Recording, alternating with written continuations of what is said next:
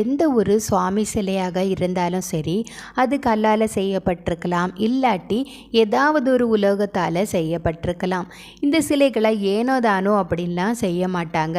சிலை வடிவமைப்பதற்கு அப்படின்னு நிறைய ஆகம விதிகள் இருக்குது. அதை பயன்படுத்தி தான் சிலைகளை செய்யணும். இந்த சிலைகளை செய்து முடித்ததுக்கப்புறமா கோவில் கும்பாபிஷேக டைமில் அதோட கண்கள் திறப்பு நிகழ்ச்சி அப்படிங்கிறது முடிஞ்சால் தான் அந்த சிலை அதோட இறுதி வடிவத்தை பெறும். இந்த சிலைகளுக்கு கண்கள் திறக்கப்படுவதற்கு முன்னாடி அங்கே ரத்னநியாசம் அப்படிங்கிற ஆராதனை செய்யப்படுவது வழக்கம்.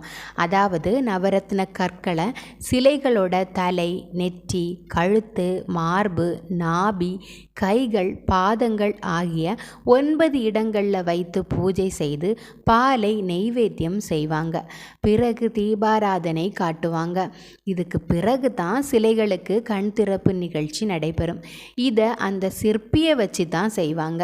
அந்த சிலையோட கண்களை திறக்க போகும் சிற்பி குளிச்சிட்டு புதிய ஆடைகளை அணிஞ்சிட்டு பூநூலோட நெற்றியில விபூதி, குங்குமம் அல்லது நாமம் இட்டு கொண்டு விரல்களில் பவித்திரம் அணிஞ்சிட்டு இடது தோளில் மேலாடை அணிஞ்சிட்டு முழுமுதற் கடவுளான விநாயகருக்கு பூஜை செய்வாங்க ஃபஸ்ட்டு.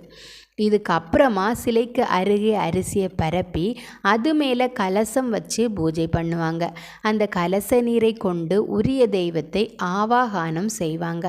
பிறகு சிற்பியானவங்க விராட் விஸ்வ பிரம்மனை தியானித்து அவங்களோட அனுமதியோட சிலையின் கண்களை திறப்பாங்க.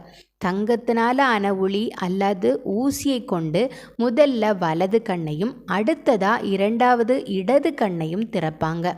ஒருவேளை அந்த சிலைகளுக்கு பல முகங்கள் இருந்தால் அவற்றிலுள்ள கண்களையும் திறந்து விடுவாங்க. கண் திறக்கும் போது சிற்பியை தவிர வேற யாரும் பார்க்கக்கூடாது. திரையிடப்பட்டு தான் இந்த நிகழ்ச்சி நடக்கும். பால், பழம், தேன் ஆகியவற்றை கொண்டு நெய்வேத்தியம் செய்வாங்க.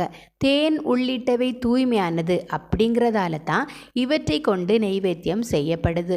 ஒவ்வொரு சிலைகள் திறப்பின் பின் இவ்வளவு ஐதீகங்களும் மரபுகளும் ஆகம விதிகளும் உள்ளன. உங்களுக்கு இந்த வீடியோ ஆல்ரெடி தெரிஞ்சிச்சு அப்படின்னா அதை கமெண்டில் சொல்லுங்கள். இந்த வீடியோ உங்களுக்கு பிடிச்சிருந்துச்சு அப்படின்னா மறக்காமல் லைக் பண்ணுங்கள், சேனலை சப்ஸ்கிரைப் பண்ணுங்கள். நன்றி.